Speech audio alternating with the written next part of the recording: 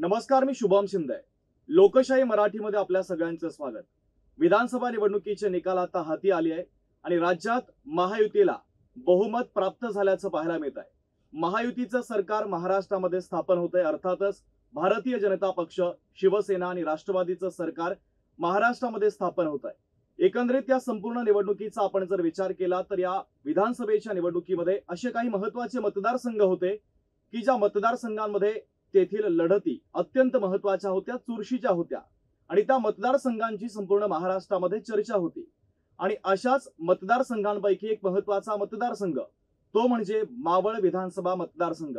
आणि या मतदारसंघामध्ये विरोधकांचं आव्हान संपुष्टात आणत आमदार झालेले आहेत सुनील शेळके.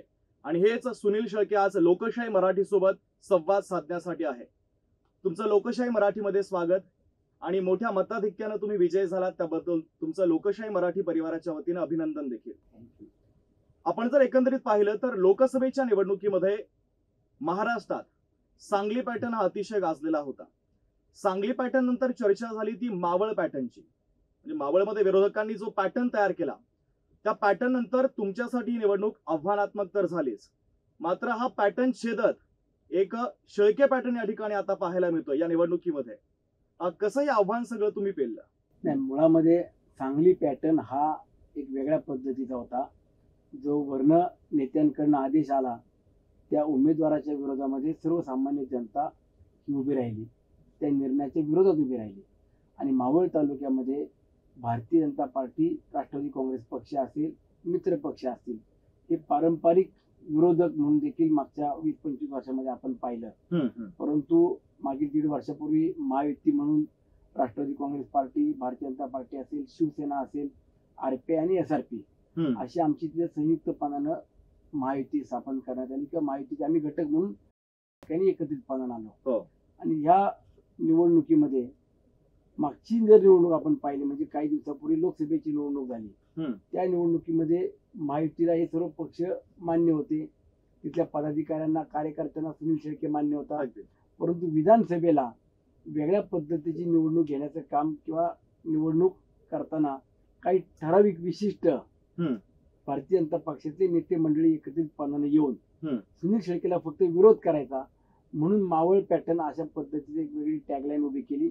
आणि त्यातून इतर पक्षाची कशी मदत मिळेल, मग ते महाविकास आघाडीतले पक्ष असतील किंवा महायुतीचे पक्ष असतील, त्यांची कशी मदत घेऊन आपण उमेदवाराला म्हणजे जे विरोधी उमेदवार आहेत त्यांना कशी मदत करता येईल तो त्यांनी करण्याचा प्रयत्न केला. परंतु मावळ तालुक्यामध्ये मावळ पॅटर्न चालला नाही, तर मावळच्या जनतेचा, सर्वसामान्य नागरिकांचा पॅटर्न चालला. ही निवडणूक आपण जसं म्हणता की मोठी आव्हानात्मक होती, माझ्या दृष्टीनं अजिबात ही आव्हानात्मक निवडणूक नव्हती. कारण फक्त पुढारी हे एकत्रित होऊन मावळ पॅटर्न उभा केला आणि सर्वसामान्य मायबाप जनता यांनी या निवडणुकीला हातामध्ये घेतली. सर्वसामान्य माणसांनी निवडणूक ज्या वेळेला हातात घेतात त्याचे परिणाम काय होतात ते आपल्या महाराष्ट्राला माहिती. तेच उदाहरण मावळच्या जनतेनं या निवडणुकीत दाखवून दिलं. अरे वा. 2019ची जर निवडणूक पाहिली तर 2019च्या निवडणुकीमध्ये 1 लाखाच्या आत लीड होतं. आता ते लीड वाढल्याचं पाहायला मिळत आहे. पुढच्या पंचवार्षिकला देखील हे लीड असंच वाढत जाईल का, काय वाटतं? नक्कीच. आता जनतेचे मागच्या 2019 ते 2024 या 5 वर्षामध्ये जी काही मला कामं असतील किंवा माझ्याकडनं ज्या काही अपेक्षा होत्या त्या अपेक्षा मी पूर्ण करताना सर्वसामान्य माणसांनी समाधान व्यक्त केलं. मग गावगाड्यामध्ये किंवा वाड्यापाड्यावरती रस्ते, लाईट, पाणी या सुविधा आपण देत असतो. शहरी भागात देखील त्याच पद्धतीनं काही महत्वाकांक्षी प्रकल्प आले पाहिजेत. तालुक्याच्या ठिकाणी चांगल्या पद्धतीनं हॉस्पिटल असतील, प्रशासकीय इमारत असेल किंवा रोजगाराची निर्मिती कशी करता येईल त्याकरता वेगवेगळे उद्योग व्यवसाय हे देखील मागच्या 5 वर्षामध्ये आपल्याला आणण्यामध्ये यश मिळालं. आणि त्याचंच उदाहरण म्हणून जनतेनं या निवडणुकीमध्ये जे काही मताधिक्य दिलं किंवा जी काही कौल दिला तो कौल नक्कीच मला देखील एक समाधानकारक वाटतो. परंतु पुढच्या म्हणजे आता इथून पुढच्या 5 वर्षात माझ्या मावळ तालुक्यातील जनतेचे देखील माझ्याकडनं खूप अपेक्षा आहेत. आणि त्या पूर्ण करण्याकरताच आता आम्ही सत्तेमध्ये देखील आलो आहोत. जे काही त्यांना माझ्याकडनं अपेक्षित आहे त्या अपेक्षा पूर्ण करण्याची जबाबदारी घेऊन मी काम करणार. 2024 नंतर 2029ला सर्वसामान्य जनता ज्यावेळेला समाधान व्यक्त करेल त्यावेळेचा तो विषय असेल. अगदी लीडचं आपण बोलत होतो. तुमच्या पक्षाचं शीर्ष नेतृत्व अजितदादांपेक्षा देखील तुम्हाला जास्त लीड मिळालं. ती जी बैठक झाली त्या बैठकीमध्ये अजितदादांनी हा मुद्दा उपस्थित केला आणि तुमचं कौतुक देखील केलं. कसं होता एकंदरीत तो प्रसंग? हे बघा, शेवटी प्रत्येक वेळेला निवडणुका वेगवेगळ्या पद्धतीनं होत असतात. बारामतीचं उदाहरण दिलं तर कुटुंबातल्याच व्यक्ती उभा करण्यात आला आणि तिचं स्वतः काकींनी किंवा साहेबांनी लक्ष घातलं. परंतु बारामतीकरांनी ठरवलं होतं की लोकसभेला सुप्रियाताईंना आणि विधानसभेला दादांना साथ द्यायची. त्या पद्धतीने त्यांनी देखील साथ तिथं दिली. मावळ तालुक्यातली निवडणूक होताना पुढारी वर्सेस जनता अशी निवडणूक झाली. त्यामुळे या 2024च्या निवडणुकीमध्ये मताधिक्य आपल्याला वाढलेलं पाहायला मिळालं. अगदी आदरणीय साहेबांचा तुम्ही विषय काढला. पक्षात जरी नसले तर साहेब आदरस्थानी आहेत, मार्गदर्शक आहेत, आदर्श आहेत का? नक्कीच. शेवटी एखाद्या व्यक्तीनं आपल्या आयुष्यातले 50-55 वर्ष या महाराष्ट्राकरता आणि देशाकरता जर झिजवले असतील, त्या महाराष्ट्राला पुढे नेण्याचं त्यांचं देखील योगदान आहे. तर कुठलीही वडीलधारी व्यक्ती असेल तर त्या कुठल्या पक्षाच्या आहेत, कुठल्या विचाराच्या आहेत, हा विचार न करता आपण सर्वांनी त्याचा आदर केला पाहिजे. अगदी सोशल मीडियावर प्रामुख्याने प्रचाराच्या काळामध्ये एक गोष्ट खूप व्हायरल होत होती. ती म्हणजे महायुतीच्या उमेदवारांसाठी आदरणीय पंतप्रधान मोदींची ज्यावेळेस सभा होती त्यावेळेस अजित पवार आणि सुनील शेळके यांच्यामध्ये आणि पंतप्रधान मोदींमध्ये किस्सा घडला. तो किस्सा सगळ्यांना ऐकायला आवडेल. नेमकं काय घडलं होतं? तुम्ही बाहेर राहिला होतात आणि पंतप्रधान नरेंद्र मोदींनी खास त्यांचा माणूस तुमच्यासाठी पाठवला आणि तो संवाद जो होता तो अख्ख्या महाराष्ट्राने पाहिला आणि त्याचे फोटो देखील व्हायरल झाले होते. त्यामध्ये काय झालं, पुणे जिल्ह्यातील जेवढे मतदारसंघ आहेत त्या सर्व मतदारसंघातल्या उमेदवारांची एकत्रित एक सभा मोदीजींनी घेतली आणि त्यामध्ये मी देखील उमेदवार महायुतीचा म्हणून त्या ठिकाणी उपस्थित होतो. परंतु माझ्याकडनं काही डॉक्युमेंट्स कमी गेले आणि माझं नाव साईडला गेलं. त्यामुळं स्टेजवरती येताना परत दिल्लीवरनं म्हणजे त्यांच्या कार्यालयातून ते नाव परत आलं पाहिजे अशा पद्धतीने तिथल्या सगळ्या त्यांच्या सुरक्षा रक्षकांनी सूचना केल्या आणि ते नाव यायला काही वेळ लागला असता. म्हणून दादांनी स्वतः सांगितलं की सुनील शेळके माझा कॅन्डिडेट तिथे बाहेर उभा आहे आणि त्याला आतमध्ये घेतलं पाहिजे. तर स्वतः मग मोदीजींनी सांगितलं की कोण अजितजी सांगतायत त्यांना आतमध्ये घ्या. आणि साहेबांनी मग मोदीजींचं भाषण सुरू असताना मी आल्यावरती मागच्या खुर्चीवरती बसलो आणि भाषण संपल्यावरती दादांनी मग माझी सेपरेट ओळख करून दिली. मोदीजींनी पण मला त्यात म्हणजे सेकंड केलं आणि मला म्हणाले की आप जितके आओगे लेकिन दिल्ली भी जरूर आना. अशा पद्धतीने त्यांनी देखील एक विजयाची खात्री त्याच वेळेस वाटली होती. नक्की. शेवटी देशाचे पंतप्रधान ज्या वेळेला आपल्या जिल्ह्यामध्ये येत आहेत आणि उत्स्फूर्तपणानं जनता देखील प्रतिसाद देते, त्यामुळे हा सर्व राजकीय विशेष किंवा निवडणुकीच्या कालावधीतला या सगळ्याचा घटनाक्रम पाहिला तर एक चांगल्या पद्धतीचं वातावरण देखील तयार झालं आपल्याला पाहायला मिळालं. पुढचा महत्वाचा प्रश्न की विरोधकांच्या वतीनं चितपट करण्यासाठी अनेक प्रयत्न देखील करण्यात आले. नरेटिव्हचा मुद्दा देखील महाराष्ट्रामध्ये गाजला. विरोधकांनी अनेक नरेटिव्ह देखील सेट केले. तुमच्या मतदारसंघामध्ये असे काही नरेटिव्ह सेट करण्यात आले होते का? ते खोडून काढण्याचं किती मोठं आव्हान तुमच्या समोर या निवडणुकीमध्ये होतं? नरेटिव्ह सेट करायला माझ्या विरोधात त्यांच्याकडे मुद्दाच नव्हता. ते फक्त आरोप करण्याचं काम करत होते. सुनील शेळकेने काय काम केलं असं ज्या वेळेला ते विचारायचे त्यावेळेला सर्वसामान्य माणसाला दिसत होतं की सुनील शेळकेने काम केलं आहे, सुनील शेळकेने काही चुकीची कामं केली आहेत, त्रास दिलाय. पण मी त्याच्या अगेन्स्ट जाऊन किंवा त्यालाच परत मी गावात जाऊन प्रत्येक विचारायचो मी कुठल्या व्यक्तीला फसवलंय का. मी दादागिरीचा देखील एक आरोप विरोधकांच्या वतीनं नेहमी केला जातो. काय उत्तर असेल या आरोपांना? सुनील शेळकेला 2 हात करता येत नाहीये हे सर्वसामान्य जनतेला माहिती होतं. प्रेमानं माणसं जोडलेली होती, आपुलकीनं विश्वासानं माणसं जोडलेली आहेत. त्यामुळे असल्या दादागिरी किंवा कोणाला फसवणं हे राजकारणात मी आज तरी केले नाही आणि उद्या देखील करू शकत नाही हा माझ्यावरती विश्वास आहे. जे कोणी करत होते तेच सांगायचे की तुम्ही दादागिरीला दहशतीला बळी पडू नका आणि हेच दादागिरी दहशतीचं वातावरण तालुक्यामध्ये करत होते. सर्वसामान्य माणसाला हे पटत नव्हतं. त्यामुळं जनतेनं न बोलता व्यवस्थितपणानं मतदानाच्या दिवशी जे काय करायचं तो योग्य तो निर्णय घेतला. महत्वाचा मुद्दा असा आहे की आता अनेक आमदार लॉबिंग करतायत. ती लॉबिंग कशासाठी? अर्थातच मंत्रिपदासाठी. मात्र या संपूर्ण लॉबिंग मध्ये एक नाव चर्चेलं जात आहे. अर्थातच सोशल मीडियाचा जर विचार केला तर तेथे देखील तुमचंच नाव सगळीकडे येत असतं. मंत्रिपदासाठी एकीकडे लॉबिंग सुरू होत असताना तुमचं नाव हे अग्रस्थानी असल्याचं पाहायला मिळत आहे. आता मंत्रिमंडळाचा विस्तार होईल, मुख्यमंत्री शपथ घेतील. मंत्रिमंडळाच्या पहिल्या यादीमध्ये आम्हाला सुनील शेळके यांचं नाव मंत्री म्हणून पाहायला मिळेल का? याच्यामध्ये आमचे सर्व असलेले आदरणीय अजितदादा असतील, प्रांत अध्यक्ष तटकरे साहेब आहेत, प्रमुख प्रफुल्लभाई आहेत, भुजबळ साहेब, हे सगळे नेते मंडळी एकत्रितपणानं बसून कुणाला कशा पद्धतीनं न्याय द्यायचा किंवा कुणाला मंत्रिमंडळामध्ये स्थान द्यायचं हा सर्वस्वी अधिकार त्या नेते मंडळींचा आहे. परंतु एक कार्यकर्ता म्हणून माझी एक प्रामाणिकपणानं भावना आहे. राज्याचे मुख्यमंत्री म्हणून मागील 5 वर्षापूर्वी फडणवीस साहेबांनी देखील या राज्याचं नेतृत्व केलेलं आहे. मागचे 2.5 वर्ष शिंदे साहेबांनी देखील मुख्यमंत्री म्हणून प्रमुख पदावरती त्यांनी देखील नेतृत्व केलं आहे. परंतु दादा महाराष्ट्राच्या राजकारणामध्ये मागील 35-40 वर्ष राजकारण करत असताना या जडणघडणीमध्ये देखील दादांचं मोठं योगदान आहे. म्हणून आमच्यासारख्या कार्यकर्त्याला वाटतं की दादांनी मुख्यमंत्री झालं पाहिजे. दादा मुख्यमंत्री झाले म्हणजे आम्ही मंत्री झालो.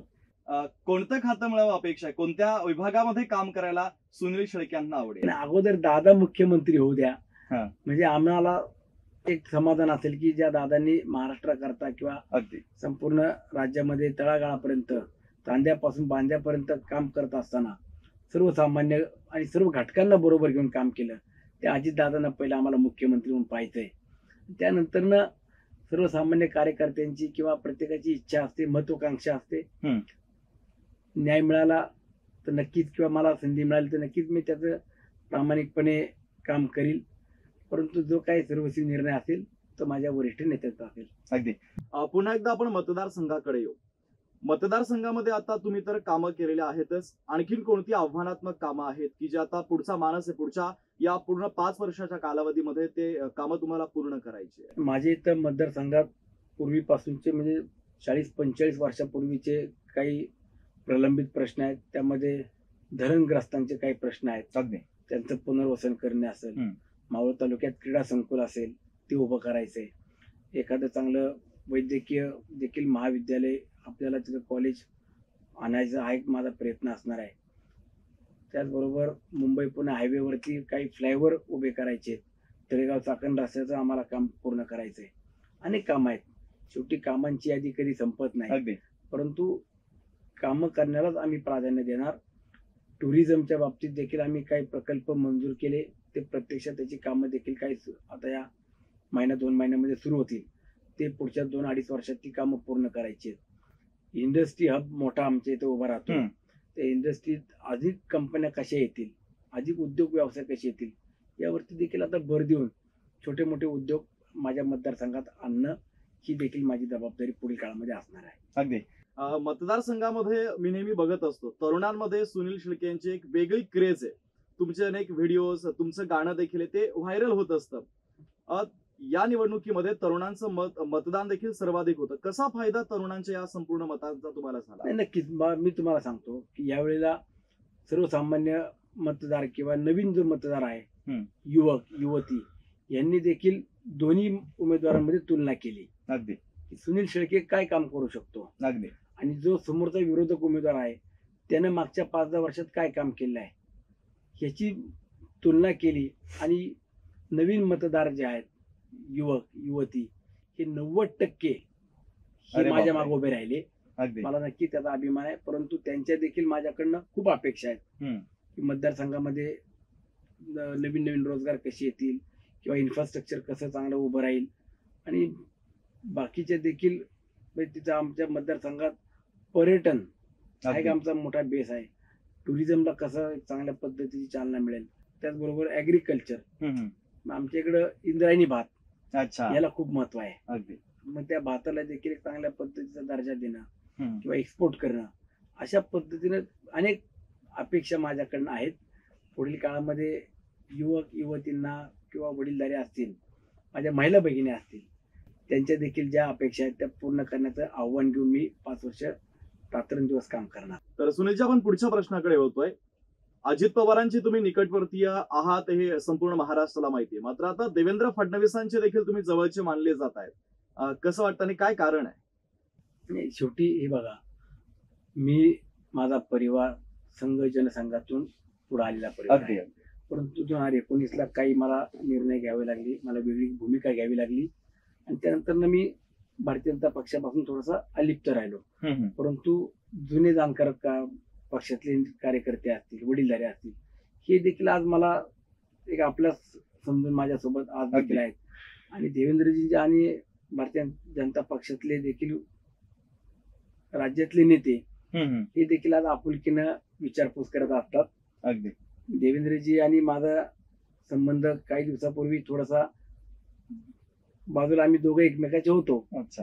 पण त्यांनी नंतर लक्षात आलं की मावळमध्ये सुनील चांगलं काम करतोय, अरे त्याला आपण साथ दिली पाहिजे आणि त्या पद्धतीने मला ते पूर्णपणाने सपोर्ट करतायत आणि महायुती म्हणून तर नक्कीच मी माझी नैतिकता जपली.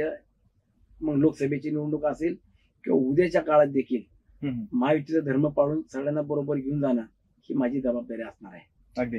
तर आपण पाहिलं या निवडणुकीमध्ये लाडकी बहीण योजना ज्यावेळेस सरकारनं घोषणा केली त्यानंतर संपूर्ण वातावरणच बदललेलं होतं. लाडकी बहीण योजना या निवडणुकीमध्ये गेम चेंजर ठरल्याचं निवडणुकीच्या निकालांनी सांगितलं. तुमच्या मतदारसंघांमध्ये लाडक्या बहिणींच्या मतांचा कसा परिणाम तुमच्या विजयामध्ये किंवा त्यांचा किती मोठा वाटा तुमच्या खूप मोठा विजयामध्ये? वाटा आहे. म्हणजे मी तुम्हाला सांगतो, सुनील शेळके आज जो काय आमदार आहे यामध्ये माझ्या महिला भगिनी ह्या सगळ्यात मोठा मताचा टक्केवारी वाढून त्या माझ्या मागे उभ्या राहिल्या. तो सगळ्यात मोठा म्हणजे जर विजयाचा वाटा कोणाचा असेल तर माझ्या माई भगिनींचा आहे. मावळ तालुक्यात जवळपास 1,16,000 या महिला भगिनींना माझ्या मुख्यमंत्री लाडकी माझी बहीण या योजनेचा लाभ मिळतोय. आणि आम्ही निवडणुकीच्या प्रचारातला आमचा मुद्दा देखील तोच होता की मागच्या 5 महिन्याचे तुम्हाला 1,500 रुपयाने पैसे तुमच्या खात्यावरती मिळाले, जे तुमच्या हक्काचे आहे. आणि पुढील 5 वर्षाकरता जर तुम्हाला हेच पैसे सुरू ठेवायचे असतील तर तुम्ही आम्हाला निवडून दिलं पाहिजे, आम्हाला तुम्ही मतदान केलं पाहिजे. पुढचे 5 वर्ष जर महायुती सरकार आलं तर आज 1,500 रुपयाने जे पैसे मिळत आहेत ते मुख्यमंत्र्यांनी देखील घोषणा केली की आम्ही 2100 रुपयाने पैसे देऊ आणि ते पैसे देण्याची जबाबदारी देखील माझी असणार आहे. पण अशा पद्धतीने ज्यावेळेस तो प्रचारातला एक महत्वाचा मुद्दा होता, तो मुद्दा देखील माझ्या महिला भगिनींना तो अपील होत होता आणि मला त्यांचं जेवढं कौतुक करील किंवा जेवढे आभार मानेल तेवढे कमी आहेत. महाराष्ट्रातलं एकमेव माझं उदाहरण असेल की माझ्या मतदारसंघातल्या आया बहिणी स्वतःचं घर स्वतःचं काम बाजूला ठेवून दिवसा उन्हातानाच्या देखील प्रचार करत होत्या. गावात वाड्यात पाड्यावरती जाऊन जिथं डोंगरदऱ्या आहेत तिथं जाऊन सुद्धा प्रचार करत होत्या. अच्छा. मी महिला भगिनींच्या बाबतीत मी देखील खूप म्हणजे समाधान व्यक्त करतोय. त्या देखील माझ्याकडे एका विश्वासानं पाहतात. सुनीलजी, मी पुढच्या प्रश्नाकडे वळतोय. मावळमधील जनतेनं विकासाच्या जोरावर तुम्हाला निवडून दिलाय. मावळमध्ये तुम्ही विकास केलाच, अशीच विकास कामं महाराष्ट्रभर करायला आवडेल का? अगोदर पहिले मावळ तालुक्यातल्या जनतेच्या अपेक्षा पूर्ण करता आल्या पाहिजे. पण नक्कीच जर मला जबाबदारी मिळाली तर मी जबाबदारी झेलून किंवा जबाबदारी स्वीकारून मावळ तालुक्याच्या व्यतिरिक्त बाकीच्या तालुक्यात देखील झोकून काम करेल. गावगाड्यात असेल किंवा सर्व समाजांना प्रत्येक घटकाला बरोबर घेऊन जाण्याची नक्कीच एक माझ्याकडं तेवढं कौशल्य आहे. मी जातीपातीचं किंवा धर्माचं राजकारण न करता सर्वांना बरोबर घेऊन जाणं हेच माझा खराचा अजेंडा आहे. आणि उद्याच्या काळामध्ये तशी जर काही जबाबदारी मिळाली तर महाराष्ट्रभर नक्कीच काम करेल आणि न्याय देण्याची भूमिका घेऊन पुढे जाईल. अगदी. मतदारसंघामध्ये शेतकरी हा एक महत्वाचा घटक आहे. शेतकऱ्यांचे प्रश्न नेहमीच असतात. सरकार कोणाचंही असो, शेतकऱ्यांच्या मागण्या संपत नाही. सरकार कधी कधी मागण्या पूर्ण करतं, कधी कधी शेतकऱ्यांच्या काही मागण्या राहून जातात. आता देखील शेतकऱ्यांच्या हमीभावाच्या असतील अशा अनेक मागण्या राहून गेलेल्या आहेत. शेतकऱ्यांसाठी कशा पद्धतीचं काम पुढच्या 5 वर्षात करायला आवडेल? तेव्हा शेवटी शेतकऱ्यावरती संकट कधी येतं किंवा शेतकरी सरकारकडं एक मायबाप सरकार म्हणून का अपेक्षेनं पाहतं, ज्या वेळेला कुठे नैसर्गिक त्यांच्यावरती आपत्ती येते त्यावेळेला खरं तर शेतकरी हा सरकारकडं एका अपेक्षेनं पाहत असतो. त्यामध्ये ज्या काही वर्षातली पिकं असतात ते ठराविक सिजनेबल किंवा ठराविक महिन्यांना ते पीक येतं.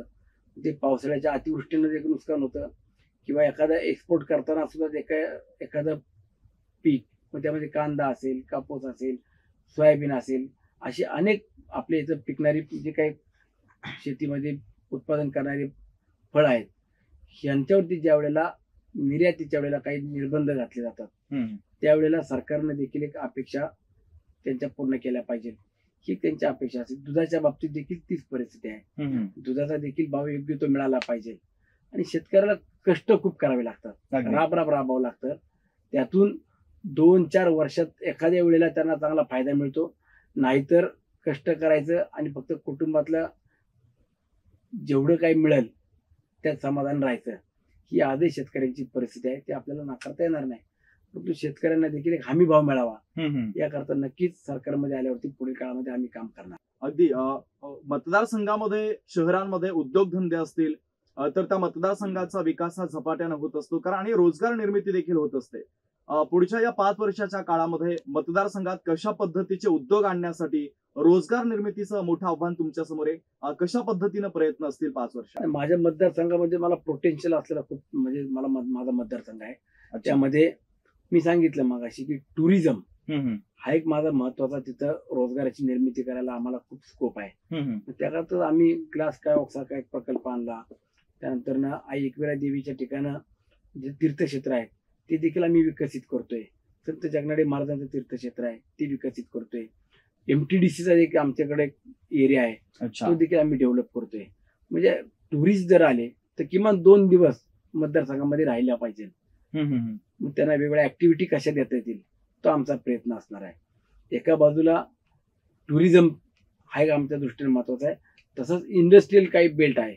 त्या ठिकाणी उद्योग नगरी किंवा उद्योग व्यवसाय म्हणून कसे वेगवेगळे व्यावसायिक तिथं आणता येतील. उद्योगपत्यांना देखील कसं तिथं विश्वासानं हा भागात आपण काम केलं तर आम्ही तुमच्या सोबत आहोत अशा पद्धतीने एक विश्वास त्यांना देखील आपण दिला पाहिजे. मग त्यात उद्योगमंत्री असतील, मुख्यमंत्री असतील, स्थानिक लोकप्रतिनिधी म्हणून आम्ही देखील असो, आम्ही सगळ्यांनी बरोबर त्या ठिकाणी काम केलं पाहिजे. जेणेकरून स्थानिक भूमिपुत्रांना जो आपण रोजगार निर्मितीचा विषय मांडतो सातत्यानं, तो रोजगार देण्याकरता उद्योग किंवा इंडस्ट्री ही मोठ्या प्रमाणात त्या ठिकाणी आणणं हे आमचं पुढील काळामध्ये नक्कीच एक आव्हानात्मक काम आहे. ते आम्ही पूर्ण करू. अगदी सुनील सर, तुम्ही आमच्या या ठिकाणी आलात, आम्हाला वेळ दिला, दिलखुलासपणे अगदी तुम्ही संवाद साधलेला आहे आणि पुढचे तुमचे 5 वर्षाचे जे मानस आहे, विकास कामं कशा पद्धतीची करायचे अगदी त्या संदर्भात देखील तुम्ही लोकशाही मराठी सोबत दिलखुलासपणे चर्चा केली. त्याबद्दल तुमचे आभार. नमस्कार, धन्यवाद. तर मावळ मतदारसंघाचे आमदार सुनील शेळके आपल्यासोबत होते. दिलखुलासपणे त्यांनी आपल्यासोबत चर्चा केलेली आहे. तुर्तास लोकशाही मराठीमध्ये वेळ झाली इथेच थांबण्याची. नमस्कार.